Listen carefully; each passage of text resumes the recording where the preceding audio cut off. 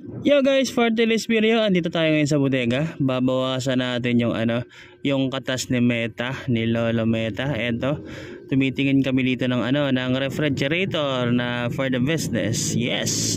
Halika dito yung pwede, kaso medyo tight yung budget natin eh. Oh. Yan oh. Tapos dito may kasama pa pala daw tong freebies. Yung oven, oven toaster, tsaka daw, yung electric pan. So pinapapili kami dito kung alin yung pipiliin namin. So sabi ko na lang, yung electric pan na lang yung pipiliin ko kasi mas okay yun, mas gamit na gamit namin yung electric pan. Hindi ko alam kung anong ko pipiliin ko eh. Eto ba? Etong rep na to. Oh, eto. May freebies daw to eh, may freebies. May freebies. Electric pan. Ano kayo magandang kunin? Electric pan or oven toaster? Alin kaya? At ito na nga, magbibilang na tayo ng 1, 2, 3, 4, 5, 6, 7, 8, 9, 10, 11, 12, 13. So, yun. Ang hapde sa bulsa. At after nyan, iniwan na muna namin yung yung ref, and then pipick upin namin tomorrow. Tapos ito, nag-shopping, nag-grocery muna kami, nag-grocery. Yan, tamang grocery muna. Oh. Yan. At syempre, nakita ko nahihirapan si ate. Ako na yung nagtali. Na-miss ko yung yung ganitong trabaho eh. Na-experience ko na rin tong ganitong trabaho noon eh. Kaso medyo na, kinakalawang na tayo.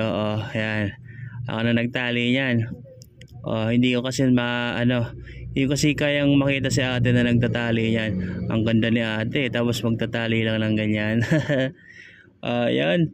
Naging video dyan sa akin yung anak kong bunso. Diba? Ang pangit ng pagkakatali ko. Diba? Bida-bida tayo eh. Ganyan yung itsura ko kapag magtatali. Ang pormahan. Bira. May may waist bag, may belt bag pang kasama. Ganyan magtali. Kayo, marunong rin ba kayo magtali niyan ng ganyan? Yan yung katas ng Lolo Meta natin. Syempre, bumili ng rep, tapos sa grocery, all goods yan guys. Kaya sa mga baguhan dito na content creator, yung gustong pumasok sa pagbabloging, tiyaga lang kayo guys. Eto na yung eto na yung mga natali natin. Yan yung una. Ito pa mga chichirya. At eto, tingnan nyo itong babayar. Ang update 5-1.